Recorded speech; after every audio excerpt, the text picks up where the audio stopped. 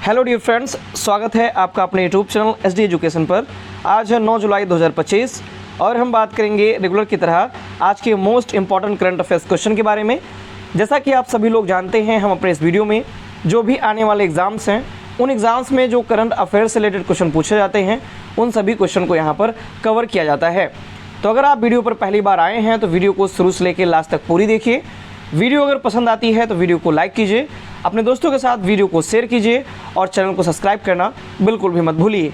बढ़ेंगे वीडियो में आगे की तरफ, बात करेंगे आज के पहले प्रश्न की। तो आज का पहला प्रश्न है, हाल ही में विश्व चॉकलेट दिवस कब मनाया गया? यानी कि जो विश्व चॉकलेट दिवस है या वर्ल्ड चॉकलेट डे, ये कब मनाया जाता है और हाल ही में अभी कब मनाया गया? तो इसे हम मनाते हैं प्रत्येक वर्ष 7 जुलाई को। ऑप्शन नंबर ए प्रश्न का सही जवाब हो जाएगा।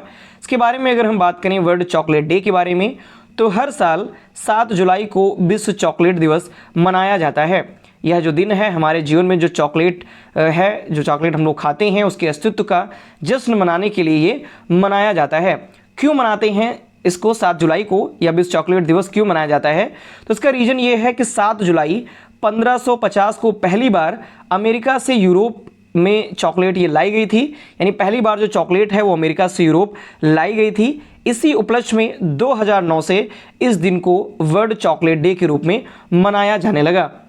आगे क्वेश्चन की ओर बढ़ेंगे। अगला क्वेश्चन है, हाल ही में किस राज्य में बेगोनिया निसियोरम नामक एक नई फूलदार पौधे की प्रजाति की खोज की गई है?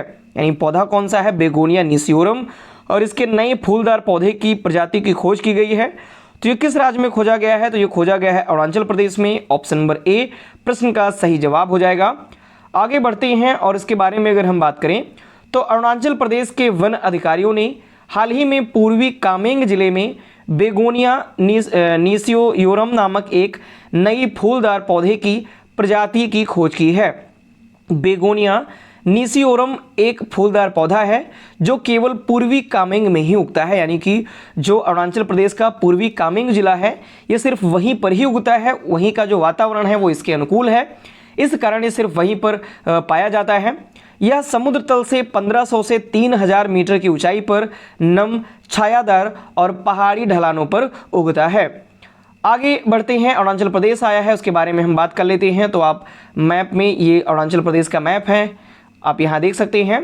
इसकी जो स्थापना है वो 20 फरवरी 1987 को हुई थी, इसीलिए 20 फरवरी को हम अरुणाचल प्रदेश का स्थापना दिवस मनाते हैं। राजधानी है इसकी ईटानगर। वर्तमान में जो मुख्यमंत्री हैं वो हैं पेमा खांडू। किन राज्यों के साथ में इसकी सीमा लगती है? तो असम और नागालैंड, इन 2 राज्यों के साथ में अपनी ये सीमा लगाता है। यहाँ की जो प्रमुख जनजातियाँ हैं उनमें से मोनपा, नीसी, आदि, आपातानी, मिसमी और तगिन, ये यहाँ की प्रमुख जनजातियाँ हैं। इसका उपनाम है उगते सूरज की भूमि, क्योंकि जब सूर्योदय होता है तो भारत में सबसे पहले जो सूर्य की किरणें होती हैं वो अरुणाचल प्रदेश में ही पड़ती हैं। आगे क्वेश्चन की ओर बढ़ेंगे। अगला क्वेश्चन है, हाल ही में GOI स्टेट्स मोबाइल एप्लीकेशन किस संस्था की पहल है? तो इस प्रश्न का सही जवाब हो जाएगा ऑप्शन नंबर सी, यानी राष्ट्रीय नमूना सर्वेक्षण कार्यालय, इनके द्वारा GOI states mobile application launch किया गया है।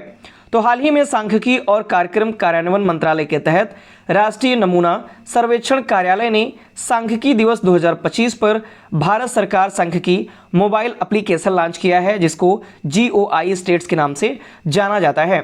GOI स्टेट्स जो ऐप है इसका उद्देश्य है एक मजबूत डेटा और इकोसिस्टम बनाना। इसका प्रमुख उद्देश्य है जहां पर हर कोई कभी भी आधिकारिक डेटा तक आसानी से पहुंच सकता है। इसमें एक इंटरेक्टिव की ट्रेंड्स डैशबोर्ड भी शामिल है। आगे क्वेश्चन की ओर बढ़ेंगे। अगला क्वेश्चन है, हर वर्ष कौन सा दिन विश्व क्षुद्र ग्रह दिवस के रूप में मनाया जाता है? तो प्रत्येक वर्ष 30 जून को, यानी ऑप्शन नंबर डी प्रश्न का सही जवाब हो जाएगा, 30 जून को विश्व क्षुद्र ग्रह दिवस के रूप में मनाया जाता है, यानी कि एस्ट्रॉयड डे के रूप में इसको हम मनाते हैं। आगे अगर हम बात करें तो दुनिया हर साल 30 जून को विश्व क्षुद्र ग्रह दिवस के रूप में मनाती है। जो 1908 में साइबेरिया, रूस के ऊपर एक विशाल क्षुद्र ग्रह विस्फोट तुंगुस्का घटना हुई थी, उसको चिन्हित करने के लिए इसे मनाया जाता है।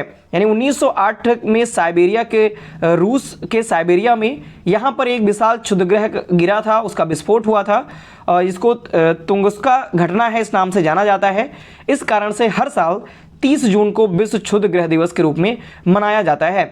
जो तुंगुस्का घटना है इसमें 185 हिरोशिमा बमों के बराबर ऊर्जा के साथ लगभग 2000 वर्ग किलोमीटर जंगल को समतल कर दिया था। यानी नागासाकी और हिरोशिमा वाला आप सभी लोग जानते हैं, जब विश्व युद्ध हुआ था तो अमेरिका ने बम गिराए थे, तो वहां पर जितने बम गिरे थे उनमें से 185 बमों के बराबर, यानी 185 परमाणु बमों के बराबर, या हिरोशिमा के ऊपर जो बम गिरे थे परमाणु बम, उनके 185 बमों के बराबर ऊर्जा निकली थी जो तुंगुस्का घटना हुई थी वहां पर। यानी लगभग 2000 वर्ग किलोमीटर का जो जंगल था वो पूरा का पूरा साफ हो गया था। ये जो दिवस है, इस दिवस के मनाने का जो उद्देश्य है वो है क्षुद्र ग्रह जोखिमों के बारे में जागरूकता बढ़ाना। आगे क्वेश्चन की ओर बढ़ते हैं। हाल ही में किस मंत्रालय ने 1 से 31 जुलाई 2025 तक सफाई अपनाओ बीमारी भगाओ अभियान शुरू किया है? तो यह शुरू किया है आवास और शहरी मामलों के मंत्रालय के द्वारा। ऑप्शन नंबर सी प्रश्न का सही जवाब हो जाएगा। और आगे अगर हम बढ़ें तो मानसून के मौसम की शुरुआत के साथ स्वच्छ भारत मिशन शहरी के तहत आवास और शहरी मामलों के मंत्रालय ने 1 से 31 जुलाई 2025 तक सफाई अपनाओ बीमारी भगाओ अभियान शुरू किया हुआ है। इसका जो उद्देश्य है वो है स्वच्छता और स्वच्छ परिवेश को बढ़ावा देकर जल जनित और वेक्टर जनित बीमारियों से जो भी होने वाले स्वास्थ्य जोखिमों को कम करना है। शहरी स्थानीय जो निकाय हैं उनके नाले की सफाई, कचरा हॉटस्पॉट में कमी, ये सभी इसका प्रमुख उद्देश्य हैं। आगे बढ़ते हैं अगले क्वेश्चन की तरफ। अगला क्वेश्चन है, किस संस्था ने जून 2025 के लिए वित्तीय स्थिरता रिपोर्ट जारी की हुई है? तो ये जो रिपोर्ट है वित्तीय स्थिरता रिपोर्ट, ये जारी किया है आरबीआई ने, यानी कि भारत रिजर्व बैंक के द्वारा ये रिपोर्ट जारी की गई है। ऑप्शन नंबर बी प्रश्न का सही जवाब हो जाएगा। बात करें अगर हम तो आप आर्टिकल में भी देख सकते हैं, RBI release June 2025 editions of financial stability report, ये आरबीआई के द्वारा जारी की गई है। तो हाल ही में भारतीय रिजर्व बैंक ने जून 2025 के लिए वित्तीय स्थिरता रिपोर्ट जारी की। ये जो वित्तीय स्थिरता रिपोर्ट है इसमें भारतीय रिजर्व बैंक द्वारा 2 बार वार्षिक रिपोर्ट है, यानी कि वार्षिक रिपोर्ट 2 बार ये रिपोर्ट जारी की जाती है वर्ष में। यह वित्तीय स्थिरता और विकास परिषद की उप समिति के वित्तीय स्थिरता और भारतीय वित्तीय प्रणाली की मजबूती के जोखिमों पर संयुक्त मूल्यांकन को दर्शाता है। इसमें व्यापार, व्यवधान और मौसम संबंधी जो अनिश्चितताएं हैं वो सभी शामिल की जाती हैं। अगले क्वेश्चन की ओर बढ़ेंगे। अगला क्वेश्चन है, हाल ही में पहले संस्मरण द लकी ओन्स के लिए 2025 शक्ति भट्ट पुरस्कार किसने जीता? तो द लकी ओन्स ये पुस्तक है, इसके लिए 2025 का जो शक्ति भट्ट पुरस्कार है जीता है जारा चौधरी ने। ऑप्शन नंबर डी प्रश्न का सही जवाब हो जाएगा।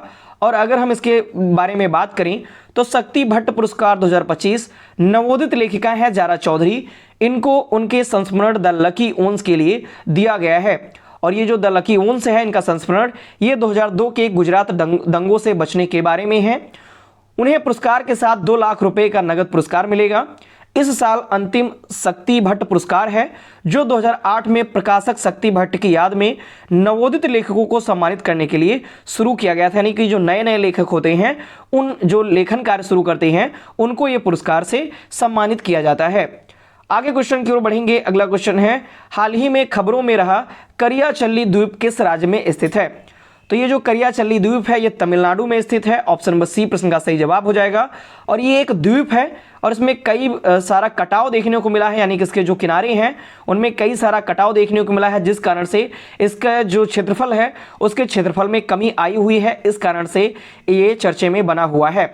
तो Tamil Nadu sustainably harnessing ocean resource पहल के तहत मन्नार समुद्री राष्ट्रीय उद्यान की खाड़ी के भीतर तमिलनाडु में स्थित करियाचल्ली द्वीप को बहाल करना शुरू कर दिया गया है। थूथुकुडी के पास करियाचल्ली द्वीप 1969 में 20.85 हेक्टेयर से अब घटकर 2025 में लगभग 3 हेक्टेयर ही रह गया है। आप समझ सकते हैं कहाँ ये लगभग 21 हेक्टेयर था और अब ये सिर्फ 3 हेक्टेयर रह गया है। कितना ये घट गया है इसका क्षेत्रफल, क्योंकि कटाव और तलछट का इसमें नुकसान हुआ है। 50 करोड़ रुपए की यह परियोजना राज्य सरकार और विश्व बैंक द्वारा वित्त पोषित है इसके बचाव के लिए।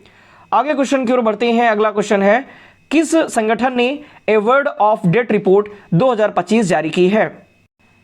यानी कि जो a world of date report है, यानी कि विश्व में कौन से देश पर कितना ज़्यादा कर्जा है, डेट रिपोर्ट है यानी कर्जे पर ये रिपोर्ट है। तो ये जारी की हुई है व्यापार और विकास पर संयुक्त राष्ट्र सम्मेलन के द्वारा, इसके द्वारा ही जारी की गई है। तो ऑप्शन नंबर बी प्रश्न का सही जवाब है। बात करें तो हाल ही में व्यापार और विकास पर संयुक्त राष्ट्र सम्मेलन ने 2025 की दुनिया पर ऋण की जो रिपोर्ट है यानी कर्जे की जो रिपोर्ट है वो जारी की है, जिसमें हाल के संकटों से बिगड़े वैश्विक ऋण उछाल पर प्रकाश डाला गया है। वैश्विक सार्वजनिक ऋण 2024 में जो रिकॉर्ड हुआ है वो है 102 ट्रिलियन डॉलर तक ये पहुंच गया है। यदि मौजूदा रुझान ऐसे ही जारी रहे तो 2030 तक यह सकल घरेलू उत्पाद की 100% तक बढ़ सकता है, यानी जितना सकल घरेलू उत्पाद है उतना ही ऋण हो जाएगा देशों के ऊपर, ये इतना 2030 तक बढ़ सकता है, ऐसा उम्मीद बताई जा रही है। आज के लास्ट क्वेश्चन की तरफ बढ़ते हैं। आज का लास्ट क्वेश्चन है, किस राज्य सरकार ने आदर्श ग्रामीण गांव विकसित करने के लिए मुख्यमंत्री वृंदावन ग्राम योजना शुरू की है? तो जो मुख्यमंत्री वृंदावन ग्राम योजना है ये मध्य प्रदेश के द्वारा शुरू की गई है, यानी कि ऑप्शन नंबर सी प्रश्न का सही जवाब हो जाएगा। बात करते हैं इसके बारे में अगर हम डिटेल में, तो मध्य प्रदेश सरकार ने जो वहाँ के मुख्यमंत्री हैं डॉक्टर मोहन यादव, इनके नेतृत्व में मुख्यमंत्री वृंदावन ग्राम योजना को मंजूरी दी है। इसका जो उद्देश्य है वो है आदर्श ग्रामीण गाँव का विकास करना, यानी 2000 से अधिक जनसंख्या और 500 से अधिक पशुधन वाले गांवों को वृंदावन ग्राम के रूप में विकसित किया जाएगा। यानी ऐसे गांव जिनके यहाँ की जनसंख्या 2000 से अधिक है और वहां पर अगर 500 से अधिक पशु हैं तो उन गांवों को वृंदावन गांव के रूप में विकसित किया जाएगा। और यह योजना गौपालन, जैविक खेती, सौर ऊर्जा, जल संरक्षण और ग्रामीण उद्यमिता को बढ़ावा देती है। तो ये थे आज के हमारे मोस्ट इंपॉर्टेंट करंट अफेयर्स के क्वेश्चन। आशा करता हूं सारे क्वेश्चन आपको पसंद आए होंगे, वीडियो आपको इन्फॉर्मेटिव लगी होगी। तो अगर आपको ये वीडियो पसंद आती है तो उसके लिए आप वीडियो को लाइक करें, अपने दोस्तों के साथ वीडियो को अधिक से अधिक शेयर करें और चैनल को भी सब्सक्राइब करें। धन्यवाद।